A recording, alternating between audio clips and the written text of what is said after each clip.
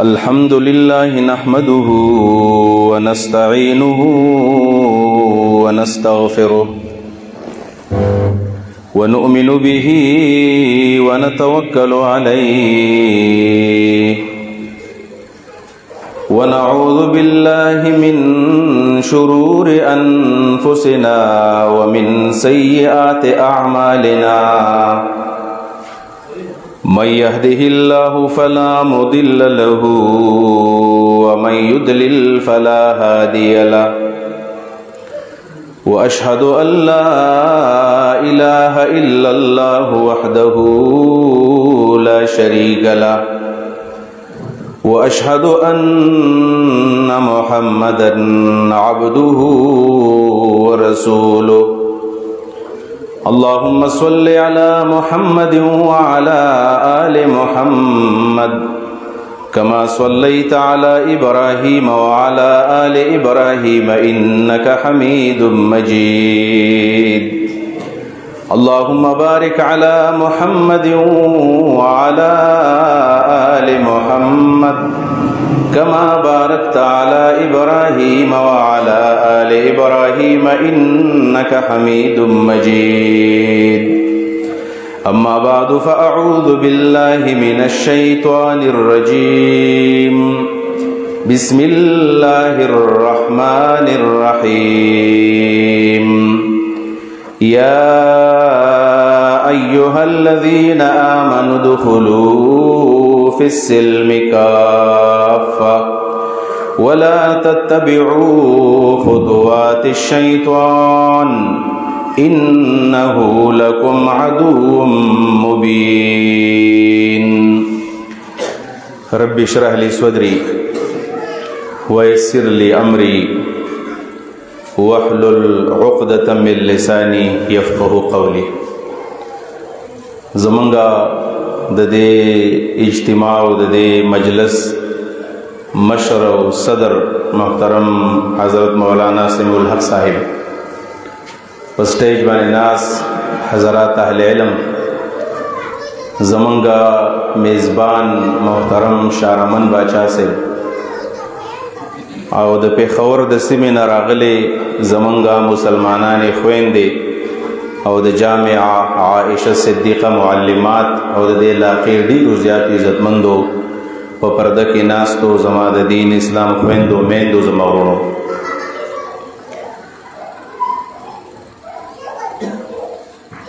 د باچا سي په کور کې لس ورځې یو تربیتګاه وشوله او په دې لس ورځو کې زمونږ خویندې راغلې وې او د خوازاخیلې او د سوات خویندو ته دین ښودو او نن د هغې تربیتګاه او د هغې مجلس نن اختتامي تقریب دی او ما ته به کوم باچا صاحبو د شرکت دعوت راکړی دا خو ټول اهل علم ناست دي دوی ته به زه څه خبرې کوم خو زما به مخاطبین دا زنانه یي غالبا چې کال نه دی شوی د شارمن باچا صاحب سره زما داسې پیژنګلو وسم تفصیلي نشته دی او زما په خیال باندې دا د دین دا مینه چې کوم دا چې دا خویندې او دا میندې دلته راجمع کړي دي نو دا د دین مینه ده داسې واته میاشتې وړاندې ما ته ټلیفون راغی چې زما دا نوم دی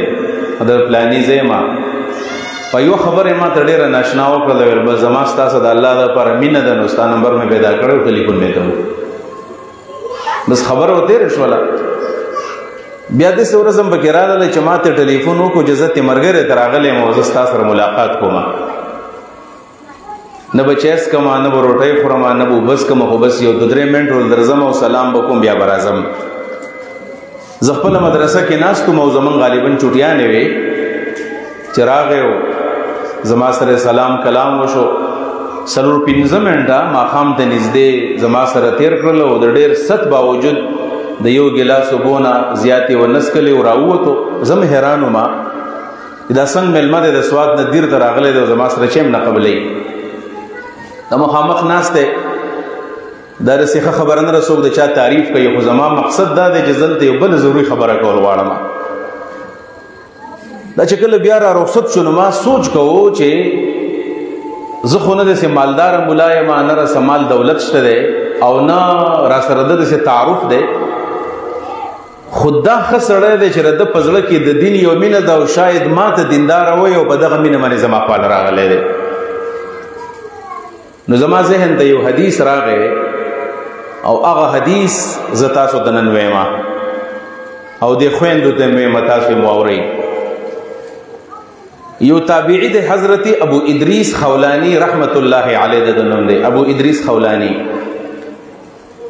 وزه تلو ما شام ته دمشق ته سکار باندې تلو ما د مونږ ټیم راغی چې جمعات ته لاړم نو په دې جمعات کې یو نوجوان ناس ته خیسته شانې الک دی براق الصنایا داسې خبرې چې کوي د غاښونه ښکلي ښکلي ښکاره کېږي یعنی بدنې ته نه دی بلکې داسې روښانه تندی دی او په یو هجوم کې یو د خلکو په دې جته کې په مینس کې ناس دی او خلک ورته راغونډ شوي دي طالبان دي مولیان دي عوام دي او جماعت ډک دی او دا ورته د نبی علیه الصلاۃ والسلام احادیث ورته یو دین ورته ښایي زه ناستو نو ما د یو ملګري نه تپوس وکړو چې دا سړی څوک دی دا هلک څوک دی چې دا دین بیانوي ویل ما ته ویل چې ته دا نه پېژنې ما ویل نه پېژنم ما ویل دا خو د رسول الله صلی الله علیه وسلم صحابي معاذ ابن جبل رضی الله عنه دی د حضرت معاذ ابن جبل رضی الله عنه نوم اورېدل ویل زما دا مینه دومره زیاته شوله چې زه د خلکو په دې مینس کې ورپاسمه او زه ورسره سلام کوم لاس ورسره ملاوم ځکه د نبي علیه السلام صحابي راغلی دی د الله د رسول په صحابو باندې خو تابعین خپل ځان قربانوو د الله د رسول په صحابو باندې خو امت ځان قربانوي او دا خو زمونږ د ایمان حصه ده زمونږ د ایمان جزء لا ينفک دی چې د صحابو سره او د پیغمبر سره به مینه کوو محبت به کوو ویل لږه حیا راله چاره دا خو ډېره مناسب نه دی چې زه وزرې خلکو مخکې ورپاسم او هلته به سلام ورسره کوم نو ماته داسې د عمل مناسب ښکاره نه شو مې چې لږ صبر وکړم وروسته به ورشم د حیا او د دې شرم د وجې نه زه پارټیم د هغه سره میلاو نه شوم ویل بیا چې کله مجلس ختم شو نو ویل بیا ګڼه ګوڼه ده ویل ما ته بیا موقع میلاو نه شوله چې سلام ورسره وکړم ویل بیا مې ویلو چې زه به لاړ شم زه غواسې میلمه یم او سبا به زه وختي د جومات ته راشم چې دا معاذ ابن جبل به نه راغلی او زه به ورسره په دې دروازه کې ملاقات وکړم او تعارف به ورسره خپل وکړم او په زړه کې مې یو خبر و ما ویل دا ورته کول غواړم سبا چې زه کله رالم او زما خیال دا و چې زه د ټول نه مخکې راغلی یم او چې ما وکتل دغه معاذ ابن جبل رضی الله عنه زما نه مخکې جومات ته راغلی دی جومات ته وختي تلل دا د ایمان حصه ده حدیث مبارک کې راځي نبی علیه الصلاۃ والسلام وایي هغه کسانو له زیری ورکوي د جنت زیری وله ورکوي د کامل رڼا زیری وله ورکوي چې په تورو تورو کې جوماتونو ته ځي یعنی د سارې منزله ځي او د ماسخوتن منزله په تیرو کې ځي د جنت او د کامل رڼا زیری وله ورکوي چې الله به کامل رڼا وله ورکوي نو کله چې زه ورغلم دا په مونځ باندې ولاړ دی معاذ ابن جبل زه خواته کېناستلم او چې کله معاذ ابن جبل رضی الله تعالی عنہ سلام وګرځو نو زه ورسره نږدې شوم او لاس مو سره میلاو کړو السلام علیکم ورته ما ووایو او بیا مو سره خپل تعارف وکړو چې زه ابو ادریس پرون راغلی وم خو ما ستا سره ملاقات کول غوښتل ملاقات مې نصیب نه شو نن مې ستا سره ملاقات وکړو بیا مو ورته ویل چې زه د زړه یو خبره کوم خویندو میندو ورونو تاسو ته مې چې په دې طریقه باندې راځئ چې د خپل تعلق جوړ کړو زمونږ د تعلق منهج چې دی چې دا ټول تعلقات که دا د رنګ دی او که د نسل دی او که د پارټۍ دی او که د تنظیم دی او که د قوم دی او که د علاقې دی دا ټول هر څه شاته ګو او خالص په دې نیت باندې نو حضرت معاذ ابن جبل ویل وایه وروره څه راته ویل ما ورته وویل چې والله انی احبک فی الله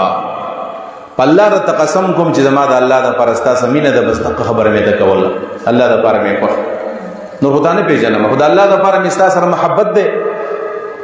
نو صحابه کرام د ځان ډېر صفاو ویل زه دا سره د ګریوان نه ونی ولم رانیز دې کړم چې رښتیا وې که دروغ وې ځان نه لګیای ته رښتیا زما سره د الله د پاره مینه کې علم او قسم کوم د الله د پاره ستا سمینه کوم بیر نه تاسو کو چې صرف او صرف د الله د پاره مینه را سره کې ویل ما ورته چې د الله دپاره ستا مینه کوم. په درېیم ځل زما نه تپوس وکړو نو چې په درېیم ځل زما نه تپوس وکړو ما ورته درې ځل یو خبره وکړله چې او زما د الله دپاره ستا مینه ده. ویل ما ته ویل چې اوس تا ته یو څو زیري اورما او دغه زیري به زه تاسو ته واورما چې څوک د الله دپاره د یو بل سره کینی. ویل معاذ ابن جبل ویل چې څلور زیري دي چې موږ ته نبی علیہ السلام را کړي دي او نبی علیہ السلام له الله دا زیري ورکړي دي. هغه زیري دا دي چې وجبت محبتي للمتحابين فيا،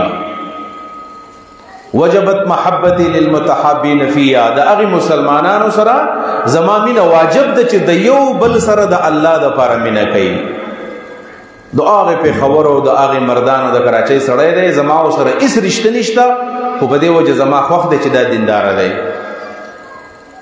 د هغې کمراټ او د هغې شنګلې او د هغې کم غرونو یو سړی دی ما لیدلی هم نه دی خو زما ورسره د الله دپاره مینه ده. نبي علیه صلات وسلام فرمایي الله وایي چې څوک د الله دپاره د یو بل سره مینه کوي محبت کوي زما دپاره محبت کوي زما مینه ورسره واجب ده. زه به ورسره لازما مینه کوم.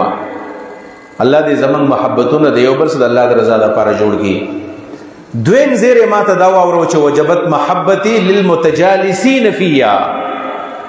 د هغې چا سره زما مینه واجب ده الله وایي چې د یو بل سره زما دپاره کینی. دا موږ د شارمن باچا په دې حجره کې نن ولې ناست دا خو ډېر د کار ټیم دی. په دې ټیم کې خلک دوکانونو له ځي، په دې ټیم کې زنانه ځان له وړا غږي، په دې ټیم کې زنانه خپلې جامې وینځي، په دې ټیم کې مدرسات ماشومانو ته سبق وایي او موږ راغلي یو د خوازاخېلې په یو حجره کې لاندې ناست یو. موږ ولې ناست یو؟ موږ ولې متجالسین یو؟ موږ د دې دپاره ناست یو چې هغه الله زموږ نه راضي شي او د الله د رضا په نتیجه کې بیا زموږ قبر ښایسته شي او د الله د رضا په نتیجه کې موږ د محشر په میدان کې سرخروش او الله هم جنت ته بوځي. دغه موږ غواړو، بل مقصد زموږ نشته. او درېم زیری راته دا واورو چې نبي علیه السلام یې الله وایي چې وجبت محبتي للمتزاورین فیا. د هغې چا سره زما مینه واجب ده چې د یو بل خواله زما د وجې نه ځي. متزاور په دې اخترونو کې خلک سیاسي خلکو له ځي، سلامونه له MP له MNA له وزیرانو له ځي، تحفې ورسره وړي، میټایان وړي، بوتلې وړي، فروټ وړي. او څه خلک داسې چې هغه به یو مولي صاحب له ور رواني یا کله کله بعضې خلک په دې کلي کې مشران سپینګري نشي ګرځېدی هلته رواني او څه خلک په دې کلي کې بیمارانې مشرانې زنانې د هغوی خاله ځي ویار مبارکۍ له ولزم سلام له ولزم. دا د الله دپاره روان دی. د یقین دی چې ماله دا مولي صاحب څه نشي راکولی، د یقین دی چې دا سپینګرې ماله څه نشي راکولی، د یقین دی چې دا بیمار ماله څه نشي راکولی. او یا مې په پلاني ځای کې تره دی زه مبارکۍ له ورله، ماما مې دی خوالی زما، استاز مې دی خوالی زما، ایک ګاونډي دی خوالی ور زما. متزاورین د الله دپاره دی بل ملاقات لځي. نبی علیہ السلام څوک چې زما دپاره الله وایي زما دپاره څوک د یو بل ملاقات لځي، زیارت لځي، زما محبت ورسره واجب دی. او څلورم زیری ما ته وایي معاذ ابن جبل دا ووایو چې نبی علیہ الصلوۃ والسلام فرمایي الله داسې ویلي دي وجبت محبتي للمتبادلین فیا. د هغې چا سره زما مینه واجب ده، زما محبت ورسره واجب دی چې په یو بل زما د وجې نه خرچې کوي. په چا باندې مال لګوي الله رانه خوشحاله شي، غریب سره تعاون کوي چې الله رانه خوشحاله شي،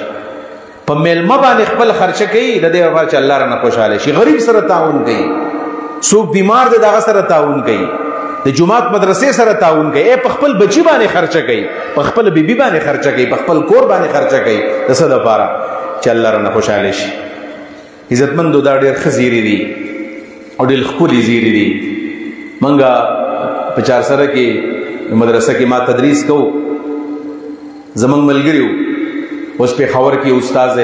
مولانا شیخ عنایت الرحمن صاحب په ډېرې مدرسه کې شیخ الحدیث دی او یو دو درې 400 استادانو. زمونږ یو سوچ راغی خدای شته زه دا خبرې هر ځای کومه، بعضې خلک وایي د دې ضرورت نشته خو ما ته ډېرې مفیدې ښکاره کېږي. او هغه اشارهمند باچا دلته ناست دی، د په دې حوالې سره هم دا خبره وکړم چې تاسو کله د اهل علم سره مینه کوئ صرف د الله دپاره، مسلک د پارټۍ په بنیاد مه کوئ. حقیقت دا دی، ما ته دا اندازه ده چې کله سړی د علماو سره داسې د مسلک او د پارټۍ په بنیاد باندې مینه کوي که نه نو بیا د بلې پارټۍ د بل مسلک هغه نه خوښېږي. ډېر ښه علما یې خو د هغې صاحب بیا بوغځي ذهن ته دا مه راوله د کومې پارټۍ دی، دا مولي صاحب په ده بسې ډون مه لګو چې دا چا سره تعلق ساتي، بس عالم دی که نه مینه ورسره کوم. موږ ناسو د زیارت ورځ و جمعې شپه و نو ما دې ملګرو ته لازې داسې کار کوو چې په خپل باندې آغاز کو. زمونږ په دې صوبه کې چې دا غټې غټې مدرسې د دې د علماو سره ملاقاتونه لزو، تاسو یقین وکئ. منګه ماښام لاړو جامع اثریې ته د مولانا عبدالعزیز نورستاني سے ملاقات مو، بیا په سبا باندې لاړو په گنج کې د شیخ حمید الله سے ملاقات لاړو، بیا د هغې نه پس لاړو جامع حقانیه اکوړه خټک ته او هغه شیخو سره میلاو شو.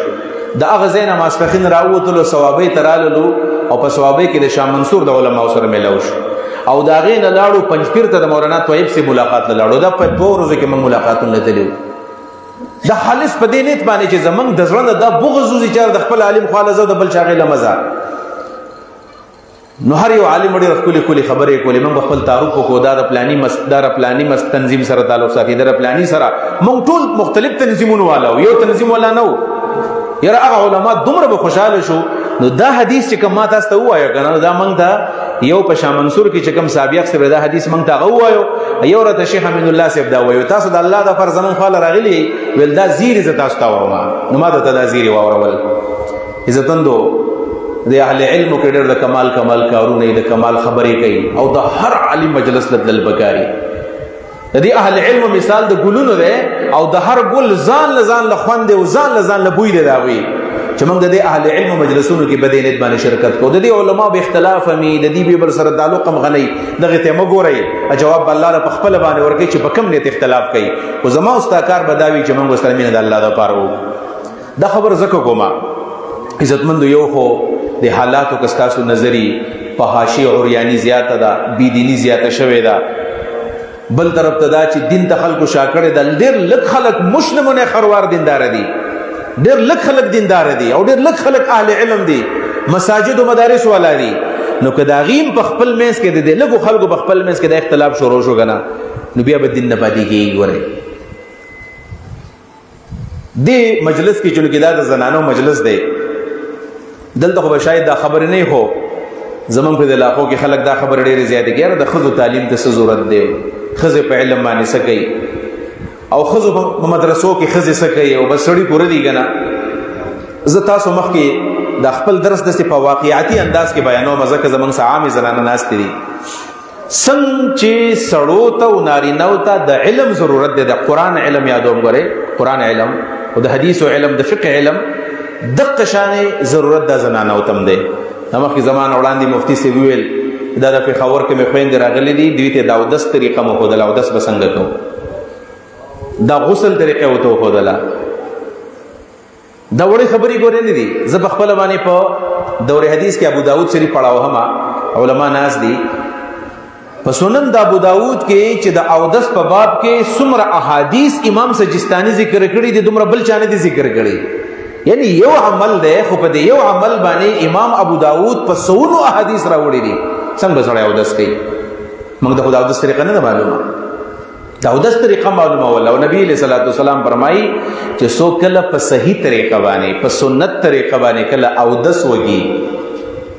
او د هغې نه پس جومات ته روان شي، نبی علیہ الصلوۃ والسلام فرمایي د دې اودس په وجه باندې چې په سترګو باندې اوبه ولګي نو د سترګو ګناهونه وریږي، په غوږونو باندې مسه وشي د غوږونو ګناهونه وریږي، خوله کنګال شي د خولې ګناهونه او د ژبې ګناهونه وریږي، لاسونه ووینځلی شي د لاسونو ګناهونه وریږي،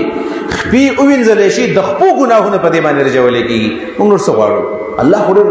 رحیم او شفیق او رؤوف ذات دی، ورکوټ عمل دی. دا علما ناست دي په دې خبره کې بیا اختلاف دی چې په دې اودس باندې کوم ګناهونه معاف کېږي، غټ پې معاف کېږي که په واړه پې معاف کېږي. زمونږ جمهور علما وایي چې واړه ګناهونه پې معاف کېږي، غټ ګناهونه په توبه معاف کېږي. خو یو عالم د شیخ الاسلام ابن تیمیه رحمت الله علیه فرمایي چې نبی علیہ السلام د وړیو د غټې ذکر نه دی کړی، امید دی چې الله پر یې اودس باندې غټه ګناه معاف کړي، ورکوټې به معاف کړي. الله ته ګرانه خو نه ده. او حتی یخرج نقی من ذنوبه، حتی چې سړی کله اودس وکړي جومات ته روان شي په صحیح طریقه باندې کړی دی، د ګناهونو پاک روانې ده. دا څومره ښکلی مجلس و، دا څومره بهترین مجلس چې زنانه په دې کې د غسلو طریقه یادې کړي. دا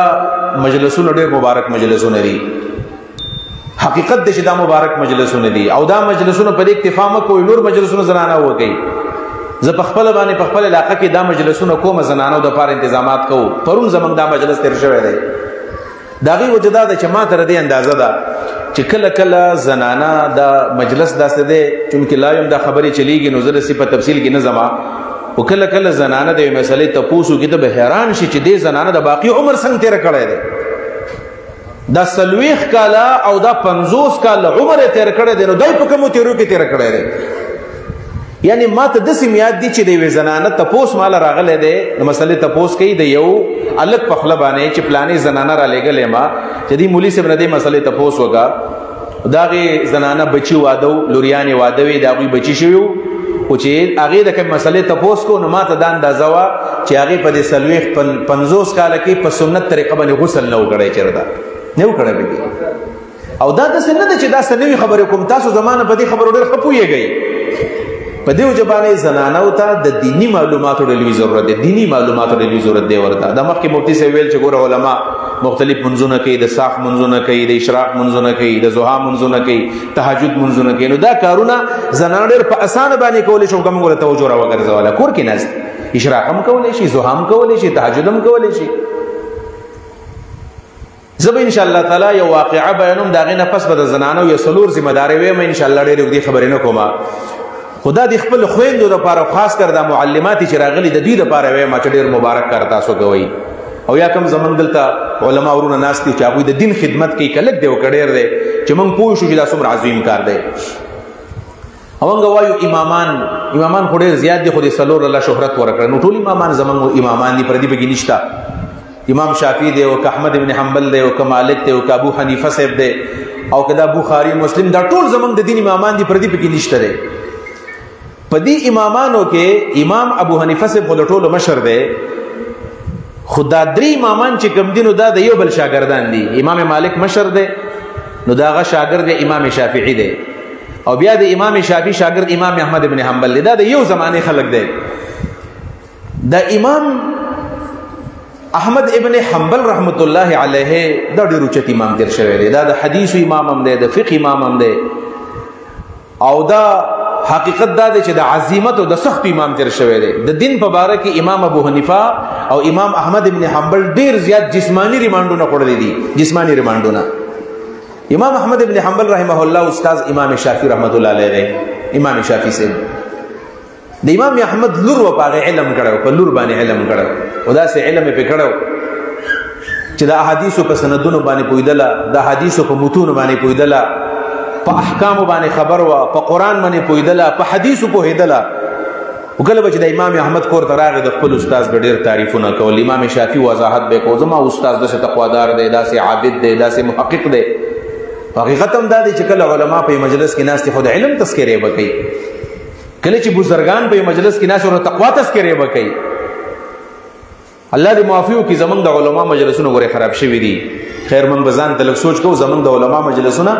د خندي ټول نه یادوم عام زمونږ مجلسونه چې دي زمونږ مجلس کې سړی ناسي غیبت کوي موږ ته خاموش ناسي په بل معلم باندې 61 خو دی غیبت کوي موږ ته خاموش ناسي یا په مجلس کې به عوامي زموږ کې به سیګریټ نسوار کوي موږ ته نه وایو چې مکوا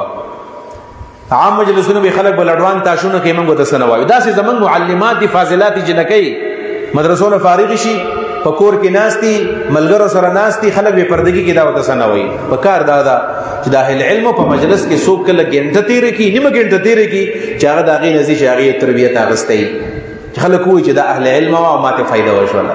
الله دې زمونږ مجلسونه داسې جوړ کړي امام احمد ابن حنبل دی لور علم کړه نو دی استاد د خپل پلار به ورته ډېر صفت کو چې زما استاد داسې استاد دی نو هغه جینه ډېره نیکه ورته ویل چې بابا جان داسې وکړه چې د خپل استاد یې ورځې راوله مېلمې کا چې زه ورله خوراک ښه پخلی وله وکړمه زما د لاسه خوراک وکړي ته که ستا استاد ما به استاد وي نو زه به ورله څه پخلی وکړم څه تواضع به وکړم خاطر به وکړم هغې ټیک ده هغه چې لاړو خپل استاد ته امام شافعي صاحب ته وایي چې زما لور در ډوډۍ کړې ده او په خپل لاس ولا پخلی کوم نو تر ټیمو باسه زمونږ ډوډۍ راشي در به شمه امام شافعي رحمت الله علیه ډوډۍ راغی دا لور ډېر هوښیاره لور په دې پوهېدله چې دا علما د شپې پاسېږي تهجد کوي د عوامو موږ دغه ګمان دی چې موږ ټول متهجدین وو موږ د شپې قیامونه کوو اگر ډېر کم یې کوو زمونږ په باره کې د دې عامو خلکو دا سوچ دی چې دا د الله نه یریږي حرام نه کوي غیبت نه کوي حسد نه کوي دا ډېر پاک خلک دی او په کار هم دغه شان دی چې موږ دغه شان ځان جوړ کړو امام شافعي رحمت الله علیه لا دې زنانه د شپې یو لوټه د اوبو نه ډکه کړې ده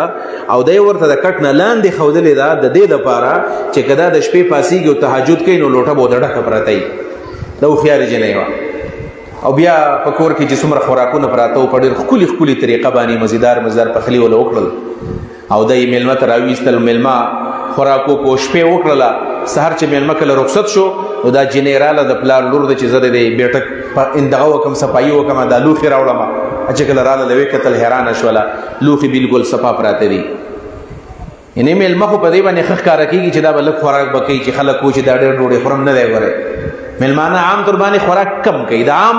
بالفرض که په کور کې روټۍ پوره خوري نو بیا ترې لږه کمه کړي ظاهره خبره د میلمه په ډېر خوراک باندې بدې ښکاره کېږي اگر چې کوربه وي اخره خو دا به نه خوري ډېره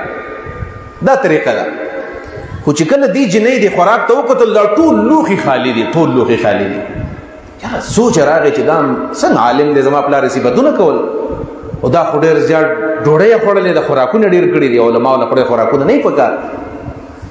دویم نمبر چې کله لوښي دغې صفا کوو بیټک چې کتل لوټه اقه شانې پرته ده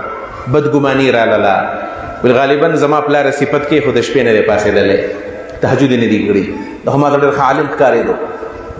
زړه د بدګماني رالاله او بیا درېم بدګماني دا وکړله چې دا لوټه پرته ده د ساري مونځ څنګه وکړو یعنې بغیر اودس د خو مونځ نه کېږي نو دا درې اعتراضونه د هغه ذهن ته رالل کله چې ماښام یې پلار راغی نو ورته وایي دادا جانه ستا استاد خو ډېر ښه سړی به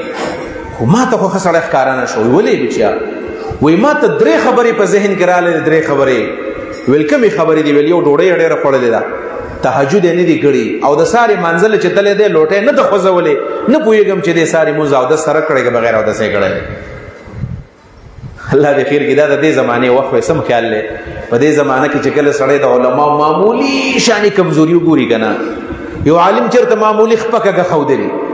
یو عالم نه چېرته معمولي کمزوري شوي نو خلک فیسبوکونه له ورکوي خلک یې سوشل میډیا له ورکوي خلک ډېر زیات خورئ ته ګورې نو پلاني عالم دا چل وکړو دا چل یې وکړو امام احمد بن حنبل رحمت الله علیه هغه سیده لاړو په خپل استاد پسې ورته استاد جي ما ته ډېر ګران یې زه نه غواړم چې ستا په باره کې د چا بدګمانیاني دقه شان خپل ځان جوړ کړئ که ستاسو د علماو په باره کې د چا بدګمانیاني د علماو سره د هغې باره کې خبره وکړئ دا بدګماني ختمه که د دې دپاره چې په دې معاشره کې یو کلاو د مینې محبت فضا خوره شي امام احمد بن حنبل رحمه الله شافعي صاحب ته وایي چې تا خوراک ډېر کړی دی زه خو پې خوشحالېدم خو هسې وجه راته ووایه چې ولې دې خوراک ډېر کړی دی تهجد دې کړي دي که نه دي کړي او د ساري مونځ یې چل کړی دی وایي هغه ورته ویل چې داسې کار دی چې ستا دا لور ټیک خبره کوي ما خوراک ډېر کړی دی خو دا تپوس رانه وکړه چې ولې مې ډېر کړی دی ویل ولې مې خوراک ډېر کړی دی ویل ما چې وکتل په دې ټوله معاشره کې ما ته ستا خوراک ډېر حلال ښکارېدو پاک خوراک راته ښکارېدو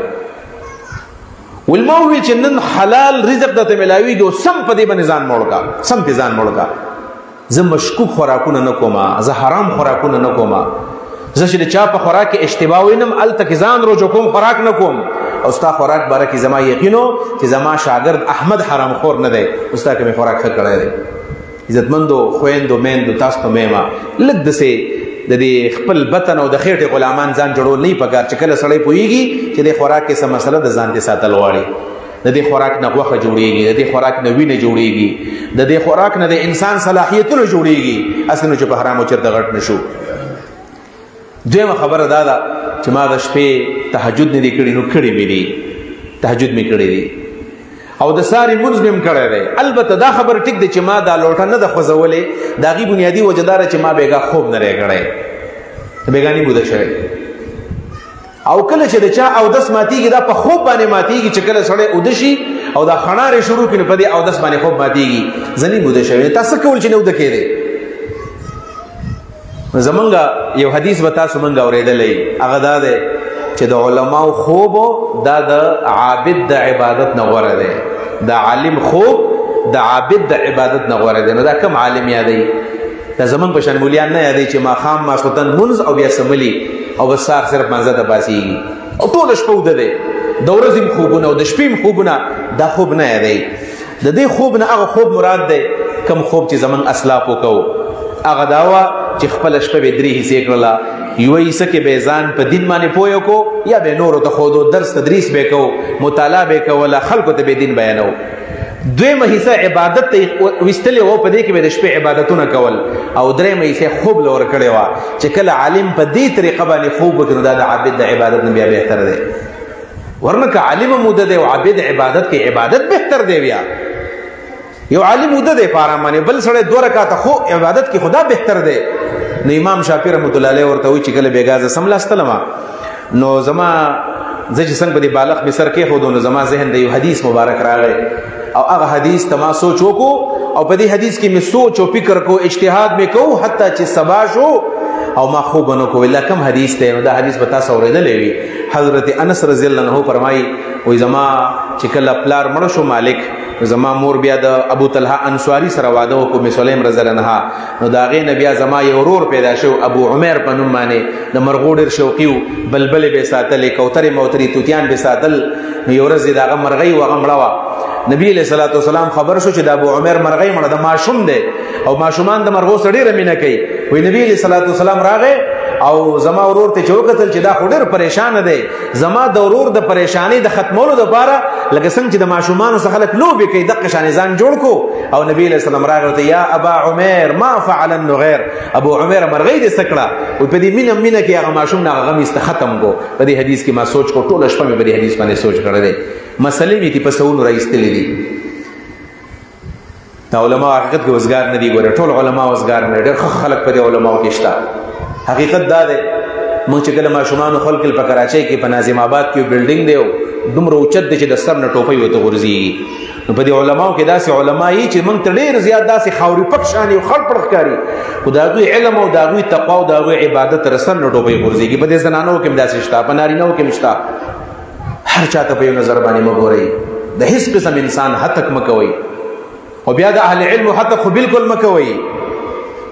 نن سبا ګوره نوې نسل تاسو ګوره یقین وکړئ نوې نسل تباہ برباد شو تباہ برباد مونږ بګلی کې مولانا صاحب د سپینګیره دی مولانا صاحب ملک صاحب عمر باندې دی اور جمعې تقریر کله کوي خبر به کې بار بار کوي وې دا اوس داخله قران دی وې د دې خو موږ اصلاح کولې شو خو چې د دینه پیدا شي د دوی اصلاح به څوک کوي او دا حقیقت درته ما چې دا کوم نوې نسل برباد شو نو سن سپسترګو کې نو حیا شته خو د دوی نه چې کوم بچی پیدا شي دا غوي به سوچ به سوچ کې څنګه تربيت بداوي کی امام احمد ابن حنبل رحمت الله علیه استاد وایي چې ماته کومه مسله راځتلې وي نو دا مثلا په کوم اس کوم راوته چې کله چا په کور کې غم وشي کدا مرغۍ ولې مړه نه ده نو خاله سړی ورشي تعزیت لا الکه غوا په دې کور کې مړه ده بيزه مړه ده هغه ماشوم بیمار دی ورکوټه شي معمولی قسم څه تکلیف راغله د متورشه د مسلمان په درد کې شرکت وکړه بچا مخ خوشاله دا مطلب دی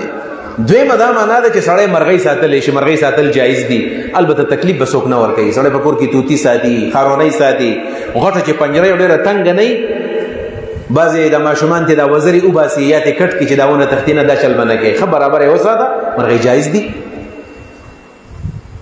ها دسی بچی به وینر علی چې هغه د جان نه راواله مرغۍ ته په تکلیف بنا ور کوي د دې صفاتونو شرطونو سره بیا علماء یې سړی مرغۍ ساتل شي او دا مثلا ته ثابت شول چې د ماشومان سره بسړې لوبي کوي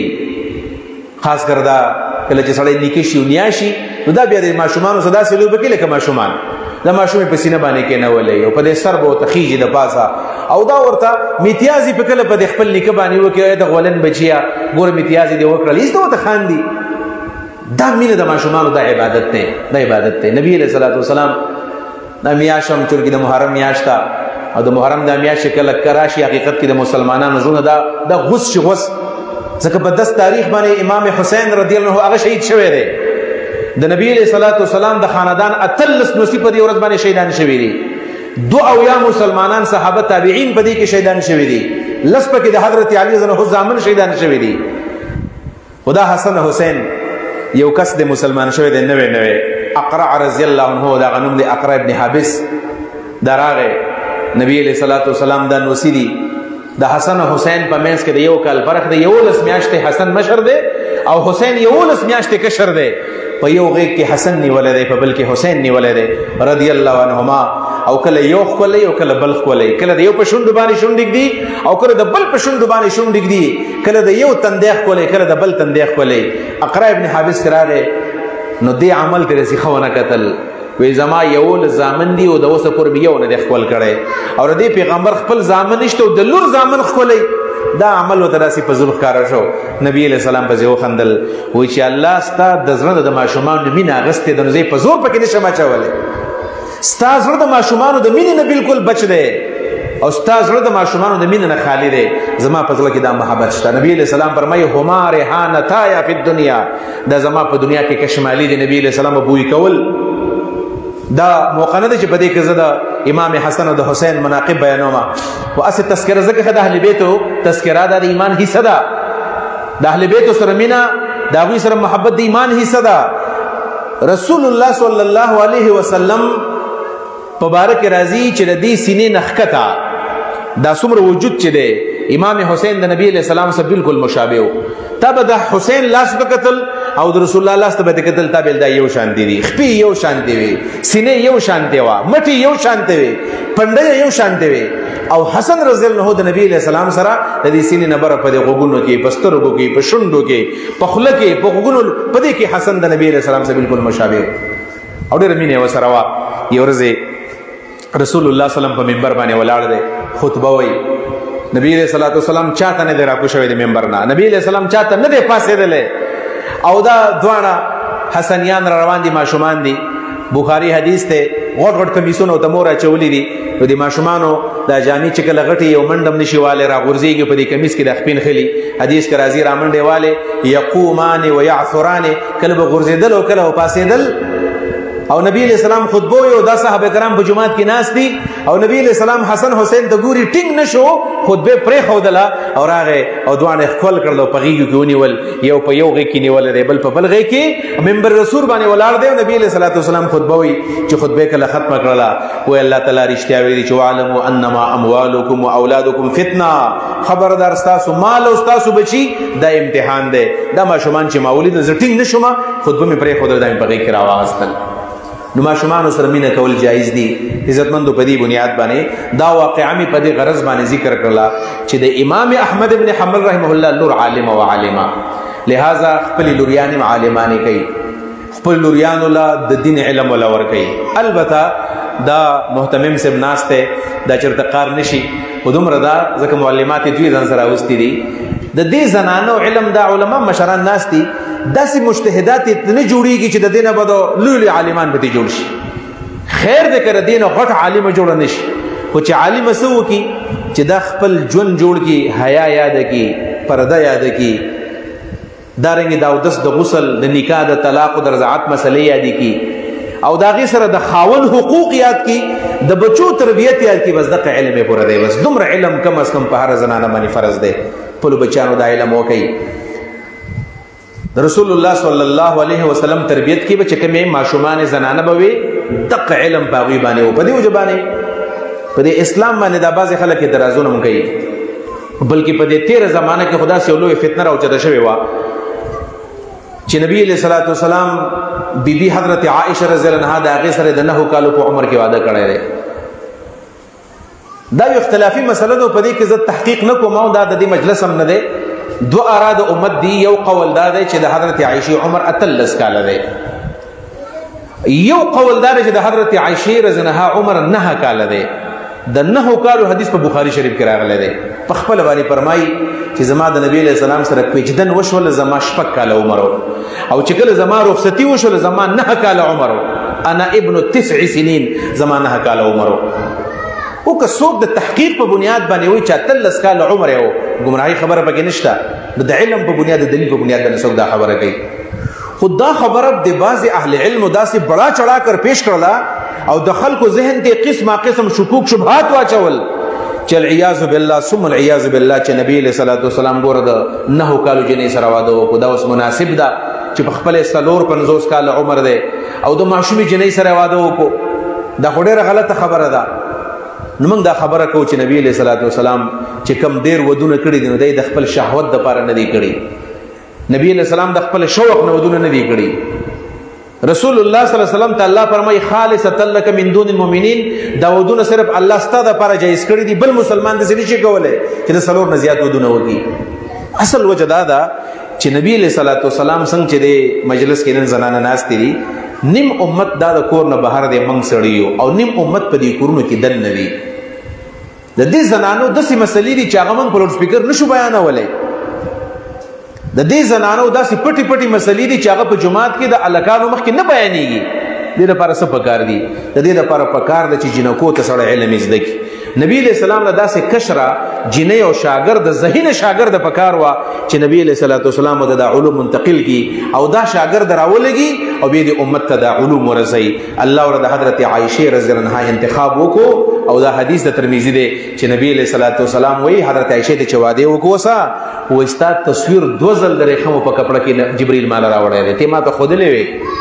دا مسله شریعت کې جایز ده چې څوک د چا سره نکاح کوي مخکې لیدلې یو نظر لیدلې شي. نبی علیہ الصلوۃ والسلام وی چې ستا زما سره واده نو شوه نو ستا تصویر حضرت جبرئیل مال دوزل الله وړی دی. وی چې ما کله کولاو کو دا ستا تصویرو ویل دوه ځل می ویلو چې الله تعالی کدا جنې زما خزکه الله زما د واده سره وکا نو دا واده د الله په خوخه باندې شوه. په دې واده باندې حضرت عائشه ته چرته اعتراض نه په حضرت ابوبکر ته اعتراض نه په د ابوبکر صدیق خزه ته اعتراض نه په داغي زامنو ته اعتراض مونږ ته په اعتراض ډیر زیات دی. په دې وجبان عزتمندو نبی علیہ الصلوۃ والسلام د دې بیبیانو سره ودونه وکړل. دا په دې وجبان چې دین عام شي. رسول الله صلی الله علیه وسلم چې ګڼ ودونه کړی داغي اصل غرض هم دا چې دین عام شي. د دین د عام کېدو ډیر زیات مهنت پکار دی. دې اخر کې زه یو خبره کوم او دا مخکې زمان وړاندې مولانا صاحب هم دې خبرو ته اشاره وکړه او دا چون کې ماته خپل ذمہواری ښکاره کېږي چې دا خبرې موږ بیان کوو. هغه دا ده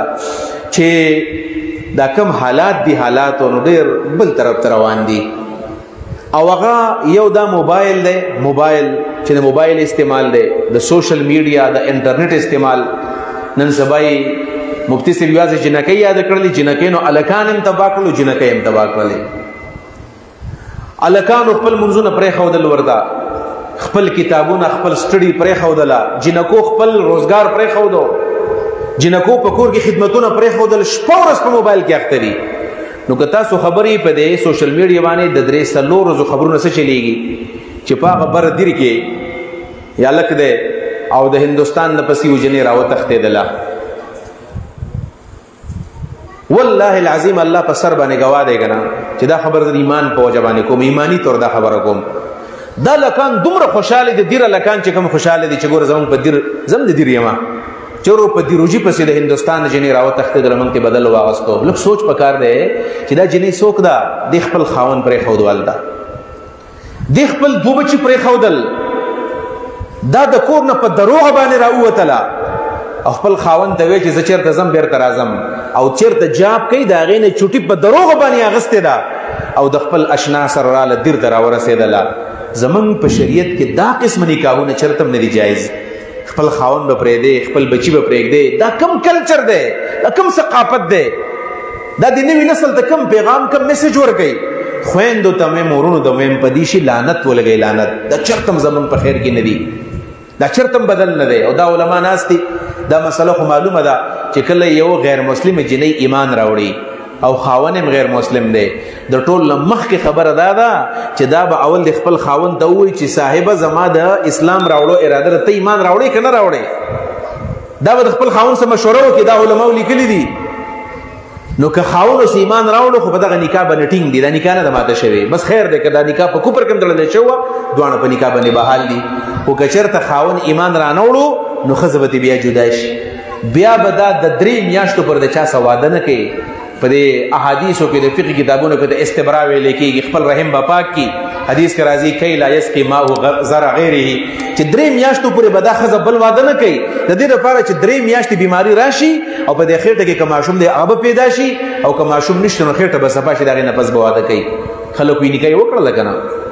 ما په تېره جمعه په دې باندې خبره کړې وه په دې سوشل میډیا باندې راغلی وه نو ما ته ملګرو ویل چې بعضې هلکان ډېر نازیبا خبرې کوي چې دا مولیان خو دا خو د څه نه خبر نه دي او دا فنډامنټلست دي او بنیاد پرست دي او قدامت پسند دي د ترقۍ خلاف دي او د چا نکاح ته نه برداشت کېږي د چا ترقي ته نه برداشت کېږي. نو سادهګانو لږ ځان په دې خبره باندې پوه کوي نکاح شوې نه ده سره. او زه حیران دی قاضي ته یم چې هلته و چېرته یو کوټ له ورغلي عدالت ته او جج ولې نکاح تړلې ده نو دا جج دا تعلیم دی اوس دا په دې نه پوهېدو چې دا به څنګه نکاح کېږي. کله چې دې خبر له موږ زور ورکو نو بلز خبر شوم بیا په ثمرباغ نومې علاقه ده زمونږ په دې تیمرګره کې چې د باجوړ یو هلک د چین د یوې جنۍ سره تعلق جوړ کړی او هغه هلک پسې دا جنۍ د چین نه رالاله نو کور ته یې نشو بوتلی نو ثمرباغ ته یې راوستله او د خپل ماما په کور کې پاتې کړله دغه خبره لا نه وه سړه شوې چې 400 کې هلک دی او هغه پسې د امریکې نه جنۍ راوتښتېدله زمونږ د اسلام ودونه داسې نه دي په اسلام کې ښځه په چا پسې نه ځي په اسلام کې داسې نه وي بلکې په هغې کې د ولي یو بهترین انتخاب دی د دې جنۍ د مور پلار نه به تپوس وکړي لا نکاح الا بولي د ولي نه بغیر نکاحونه نه کېږي مور پلار به په دې باندې راځي د هغې پسې به ته تپوس ولاړ شي په عزت کې په محبت احترام کې به دا جنۍ دا ستا زوی له به ورکړي دا د اسلام طریقه وه په دې وجه باندې دا خبره زه کومه چې کالجونو کې په یونیورسټو کې او دارنګې په دې سوشل میډیا باندې چې کوم زمونږ نوی نسل تباه برباد شو د نکاح چل وله نه ورځي د طلاقو چل وله نه ورځي د رضاعت مسلې ورته نه دي معلوم په دې وجه باندې دا مجلس خبرې زمانو دیش ولې تاسو به تنګ شوي یئ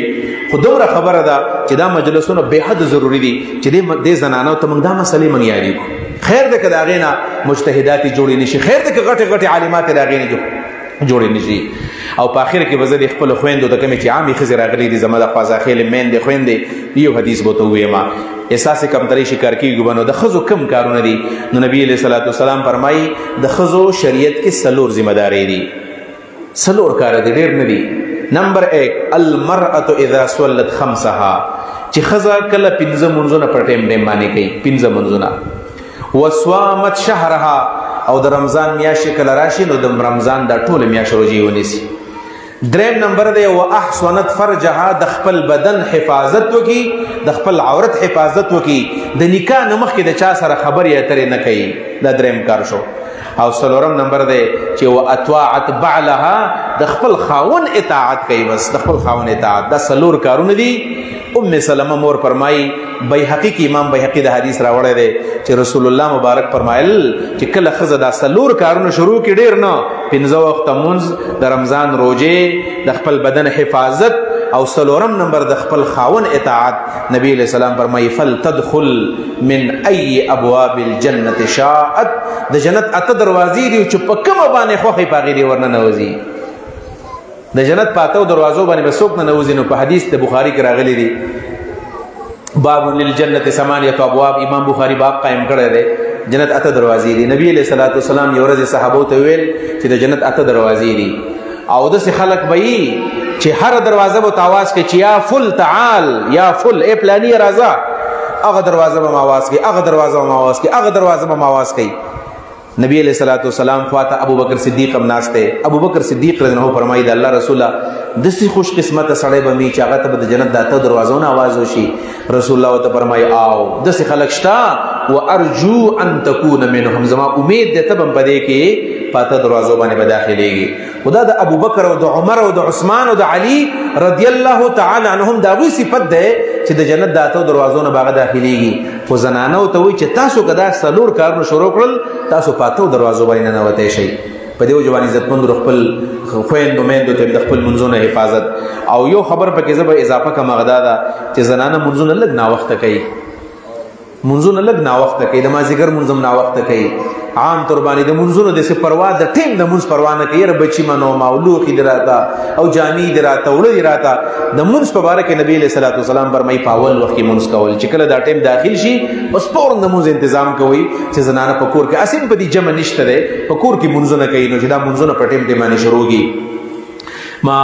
ټیم هم ډیر واغستو خبرې مو کړلې د موقع مناسبت باندې زه اخر کې بیام د معلمات ہوتا او دارنګ د شارمن باچا صاحب دا دعا وته هم کو خراج تحسین ته پیش کو چا غیرال دلتا او د دې علاقې زنانو ته دینو خودو پدې کې ورته د غسل او د اودس او د عقیده مسلې ما ته ویلو چې د عقاید او مسلې د عبادت او مسائل دا ورته خودل شو حقیقت د لوی کار تاسو الله دې قبول منظور کړي او چې قبول نشي نو بیا هیڅ کار نه دی خو د قبول او د قبولیت په نیت باندې چې دا کار وشي چې د دې زنانو د پاره تاسو د تنظیم وکړو او حقیقت دا دی چې کله زنانه علم وکړي او زنانه تعلیم حاصل کړي نو دا ډېر بنیادی شی دی چې یو خبر پکې ماته رايات شوله د حضرت فاطمه الزهرا رضی الله عنها دا واقع بیانومه حضرت فاطمه زمونږه د جنت د ښځو سردار زمونږه مور ده او په ټولو ښځو کې غوره ښځه ده د جنت په زنانو کې نبی علیہ الصلوۃ والسلام خپل د تر زوی له ورکړو حضرت علی صاحب له ورکړو په نکاح باندې او د ساده واده شوی چې کله واده نو د حضرت علی صاحب کمره د نبی علیہ السلام د کور سره بالکل نږدې و نو نبی علیہ الصلوۃ والسلام فاطمه را پاسوله بچیاله واده دي لاس یې ولونی وو او دی بل کمرې ته راواړه ولا او حضرت علی له پلاس کې لاس ور کول علی دا می تعالی امانت درکو یو خبر ولیات ساته دا خبر واوري په غور باندې خويندو ویل د دنیا او د آخرت خیر می در پلاس کې درکو د دنیا او د آخرت خیر می در پلاس کې درکو خويندو د ځان جوړ گئی حضرت علی سے ویل چې ماته د خپل سر د خبره خو یاد و چې د دنیا او د آخرت خیر می درکو او د هر پلار خپل لور ته خو زما لور نه بل قیمتي لور نشته ول ماته ال اندازه ولګیدل ال اندازه ولګیدل چې کله زه یو شپه د زما د خزر ډیره زیاته بیماره ده حضرت فاطمه بیماره ده ټول شپه تب تیر کړله ویل د ساره پوری بیماره ونه ما ویلو چې ساری زه د منځنه راشم نن به دا پخله بزو کم دا ناشته بزه تیار کما او فاطمه ته ویم چې ته ودشه وځه چې کړه د جمعه دراله چې ما قتل زما خزه په کچن کې ناشته دا ډوړې موړې پخې بچو له ترکاری مرګاری پخې او چې ولا پخې ویل ما ورته چې فاطمه د سی وکړه ته بیماره یې لاړه شو دشه او زبد سی وکم چې دا پخله بزو کم جی زبر پخله پخله باندې وکما وای ما ته حضرت فاطمه یو خبر وکړه خويندو دا واوري چې ما ورته ویل چې ته بیمار یې ټول شپه دې رون کړل او د شه پخله بزو کوم ویل ما ته ویل چې علي دې سوکا خیر دې کې زه بیمار یم ما ته چې د الله په عبادت کې څومره خون ملاويږي کنه دومره خون ما دستا په خدمت کې ملاويږي د سې زمونږ بیبيانې کوي خاون له د سیمینه ور کوي نو ور کوي د سیمینه او بیا په دې ځواني کې خډيره مینه ور کوي خو چې کله سړی بوډا شي نو بیا دا کله زما مین دی بدی کې ناشتي زړه په احترام دا خبرو کوم ډېر په احترام موږ خپل والدین معلوم دي موږ د خپل مشران وینو نو ګوره دا خدمتونه بیا د زنانه اکثر خپل بچو ته خپل نسو ته بریګ دي مپرېګ دي خپل بچو ته را خدمتونه د استاد خاون خدمت ستا ذمہ داری ده د استاد بچی ذمہ داری نه ده کړه دې باباجی او د ابي خدمت نوسه کوي خو ټیک ده دا بغت ځان له اجر ملاويږي خو ذمہ داری ستا ده د خپل خوندانو قدر په خپل باندې کوي او کله کله په دې اخر عمر کې دا غریبانان خپل کور دې بچو ته بریګ دي او په بیٹک کې اوسېږي دا لوریانې خبره نه مني دا نوسه خبرې نه مني دا د څه وخت چې په دې ټیم کې د خپل مشرانو دعاګانې والی موږ مشران د ځان نه خپګو فاطمه الزهرا رضی الله عنها هغه د څه وی خپل خاوند ته وستا په خدمت کې چې ماته کوم خن ملاويږي دومره خن ماته د الله په عبادت کې ملاويږي د څه خپل کورونه جوړ کړي خاوندانو سره مینه وکړي بدقسمتي دا د مدینه زنانه د سوي چې کله به مازیګر شو نو مازیګر به غسل کو سترګې به تورولې شونډې به سره کولې پاکي جامې به اغوستلې ځان به په غټې باندې برابرو چې ما خام زما خاون کور تر روان دی نن زمنګ لوريانې زمنګ خويندې چې سار کله سکول ته کالج ته رواني ودونو لذي ځان برابرې او چې ما خام کور دراشي نو بیا با د سي ګرځي ته به وینځ په دې کور کې ګرځي د خاون سره بیا ورانه د خاوندانو سره بیا صحیح د دې سره مینه کمیږي بدقسمتي دراشي چې بیا غد خپل ضرورت بهر پوره کوي نو په دې وجبانې زنانو ته ويم چې خپل خاوندانو قدر وکړي د خپل مور بلار قدر وکړي او اخر کې زمانه مخکې مفتی صاحب دا خبره کړې او د خويند بم کړې وي هغه دا چې په غم او خادای کې د الله د رسول د طریقو اهتمام وکړي چې د الله رسول کومې طریقې موږ ته خودلې دي چې په هغه طریقو باندې موږ لږ عمل وکړو د زنانو کې د ویر دلته به کنه د زنانو په علاقو کې ویر کوي کله چې څوک مړ شي اس به هم نه پیژنې به هم نه او په دې دروازه کې چرانه نوځي ورقه به گزار کې په دې سینه براکی دی او درز که څوک نم جاړي هغه په جړا کې قسم ولا ورکه ته په دې خپه نه خپه په دې باندې خدای یو لوبه جوړ کړی چې بس زدا خلک کو جوړو ما داسې زنانه بعضی مشهوري دي خلک وي ورګه ما ته یاد دي مونږ په علاقه کې یو زنانه مړه واچانه جړل یو زنانه ور صبر او کې چاغه خزرا شي ګوره د ټوله خزي بجړی او په دې دوران کې هغه خزه چرانه نه وته الله وخت دروازه کې د لپټه گزار کړله او دا برقه گزار کړو په ځان راکې خودل او دا ټول خلک یې وجړول د ګناه ده حدیث کې راځي صحابي فرمایي وی كنا نرى الاجتماع وصنعة الطعام لأهل الميت من النياحة د مړي پکور کې منګه راجمع کېدل او د مړي پکور کې خوراکونه کول دې ته موږ نیاحت وایو نبی اسلام نیاحت دې ته وایو ټیک دا د مړي کور کې غم راغله د گاونډیان به روړي راوړي چې ته په خلکو باندې غم دې ملمانه برازي خو د سیمه کو چې په دې کلی کې غم شوه دی او د غم نه من خادي جوړ کړله او د کلی ټول خلک راضي او دلته خزم ناشتي او سړیم ناشتي او بس د یو واده ده او دلته کې خوراکونه کیږي ابن حمام حنفي محقق عالم در شوی دا وایي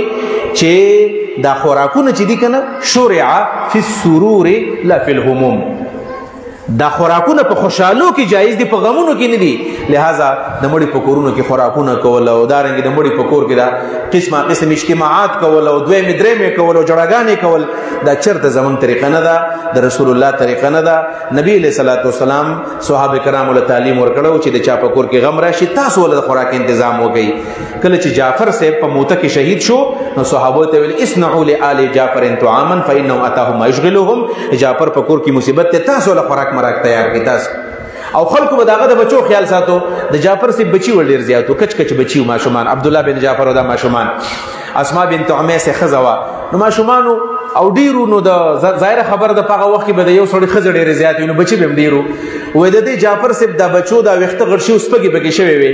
او د مور خدمت نشو کولای. عبد الله بن عمر لاړو د نای غمه ولو کو راشه وې دا سر ولا وخره و چې د ماشومانو کې د سپګي مګي نه کیږي. خلک براتل په اعتماد باندې پیسې لګوري، دا غي خیال به ساتو. موږ د مړي په کورونو کې اجتماعات جوړ کړی دي نو دا شریعت خلاف دي. الله رب العالمین دې موتا سره په دین د پویدو توفیق راکړي. او دا خبره ما ټولې ګوري عوامو ته وکړلې، علما په دې مجلس کې ناسي به دې ما پی تاسو ته مې نه دي کړي، په عوام دي او چونکی زمون خويندې دي او دا سه اسانه لهجه کې ما دا غوي د پاره ده سو د سه غیر مرتب خبري وکړلې. الله رب العالمین دې وکي چې موږ لم په عمل توفیق راکړي زمون د خويندو لا، او الله دې دا خبري او دا مجلس حقیقت کې زمون په قبر کې محشر باندې پکار باندې راولي. واخر دعوانا ان الحمد لله رب العالمین. دې مجلس دعا وکاو او حقیقت دا دی چې دې مجلسونو خلک د دعا په نیت باندې راځي. خلکو حاجات کې مونږ ټول الله ته ډېر زیات محتاج یو او داسې مجلسونو خلک حاجتونه راوړي چې الله ته وایي او الله تعالی حاجتونه پوره کړي. ډېرو زنانو جوابونه را لېږلي دي چې د هغې بې اولاد دي. نو زما دعا به صحیح خو د سپینګري ناست دي انشاءالله چې دوی پرې دعا امین وایي نو الله تعالی ته نږدې دي. انشاءالله امید دی چې په دې امین کې به الله ډېر برکت واچي، دا دعاګانې به الله قبول کړي. په دې مجلسونو کې کله یو عالم دعا کوي دا دومره تقوادار نه چې قبول شي، واکم خلک چې پکې امین وي هغه په ډېر تقوادار ناست، زنانه په ډېر ناست دي سپینګري وي. او نبی علیہ السلام فرمایي چې الله وی مال حیا راځي چې څوک ما ته لاس اوچت کړي او زه خالی ښکته کما نو دعاګانې په هر صورت کې قبلېږي. لیکمو زنانو چې بچي نشته را هغوی ته به دعاګانې کوو. د هغې سره سره بعضې زنانو درخواستونه کړي دي چې نارینه اولاد نشته، نارینه اولاد لاره کې ما ته څه بعضې ملګرو ویل جاره زمونږ دپاره دعا وکړي چې د هغوی خویندې دي یو څه ملګري زمونږ بچي نشته چې هغوی الله تعالی بچي ورکړي. الله تعالی چې یوسف علیه السلام یې په کوی کې ساتو، یونس علیه السلام یې د موی په خېټه کې ساتو او نبی علیہ السلام په غار ثور کې ساتل شونو د بیبيانو بچي ورکول ان شاء الله تګرانه نه ده. او دا کلیم ورور دی باچا سے پرې دی او ما ته دعا وکړي چې مالم الله تعالی نارینه اولاد راکړي. نو دې ته ان شاء الله دعا کو ټول خپل حاجتونه الله ته وایو. امید دي چې الله زموږ دعا قبول کړي. زنانم راغلي دي نو ابتدا کې به الله تعالی سوچت کو او اول به درود وایو، بیا بل خاموشي وکړو. په دې خاموشۍ کې به ځان خپل ګناهونه را یاد کو که زمونږ څومره ګناهونه شوي دي، څومره زمونږ کمزوري شوي دي، د هغې نه به معافي وغواړو. بیا به دعا کو. اول درود پاک په مینه محبت باندې وایي اللهم صل علی محمد وعلى ال محمد كما صليت على ابراهيم وعلى ال ابراهيم انك حميد مجيد. اللهم بارك على محمد وعلى ال محمد كما باركت على ابراهيم وعلى ال ابراهيم انك حميد مجيد.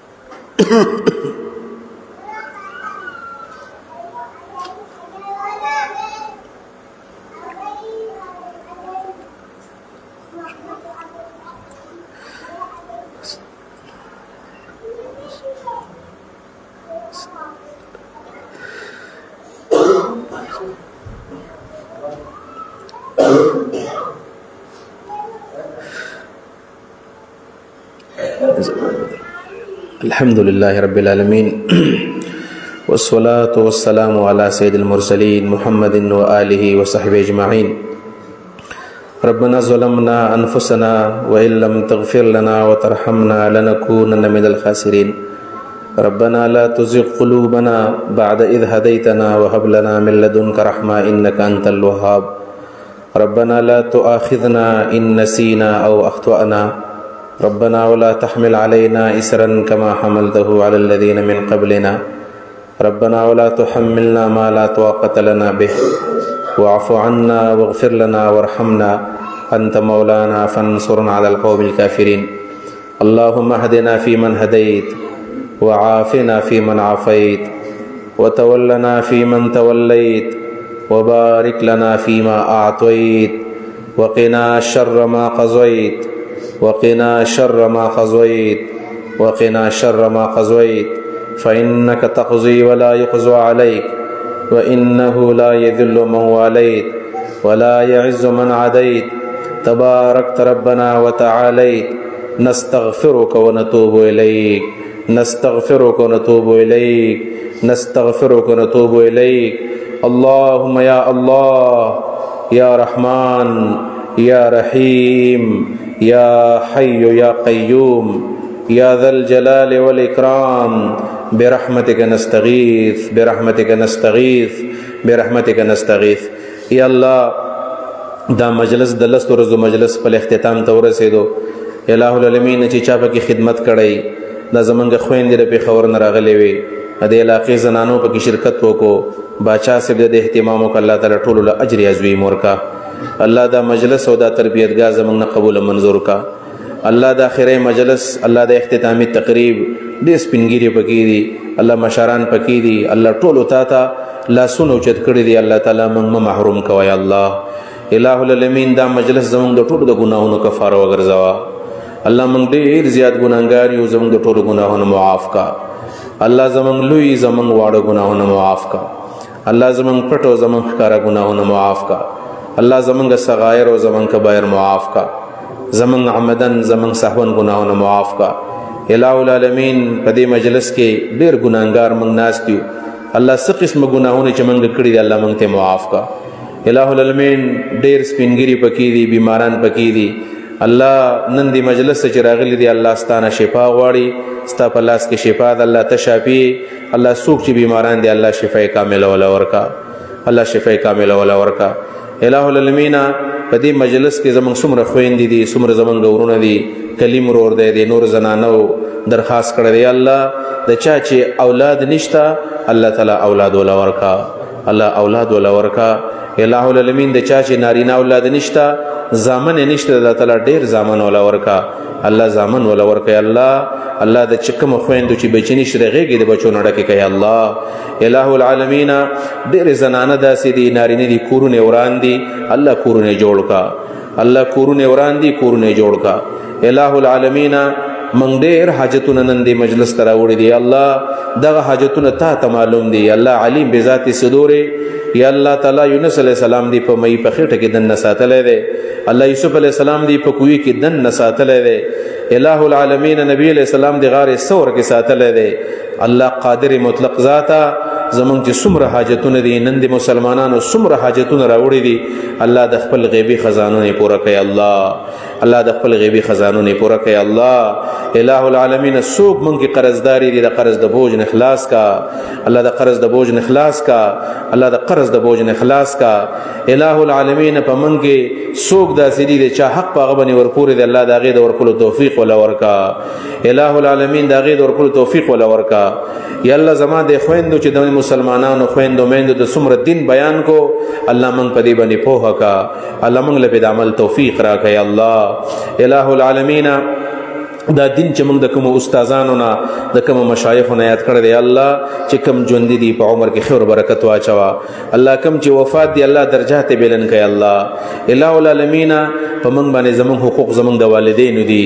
د چا والدین وفات دي الله زموږ ډیر زیات محسنینو الله چې د چا والدین وفات دي الله مغفرت تامه نصیب کا. الله درجات بلند کا. الله درجات بلند کا. الله په خپل جوار رحمت کې ورلځي ورکا.